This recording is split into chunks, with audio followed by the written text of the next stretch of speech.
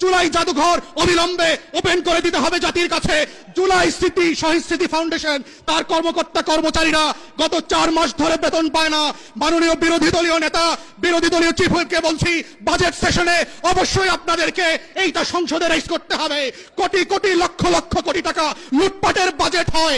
আমার 24-এর শহীদদেরকে নিয়ে যে ফাউন্ডেশন কাজ করছে তারা 4 মাস ধরে বেতন পায় না। এটা লজ্জার বিষয়, লজ্জা হওয়া দরকার সরকারি দলে, যাদের রক্ত দিয়ে আপনারা ক্ষমতা এসেছেন। আমরা সেই দিন বদলের রাজনীতি করতে চাই। মাথায় রাখবেন, বিমান কিন্তু সকল প্যাসেঞ্জারের জন্যই টিকিট কেটে দেয়।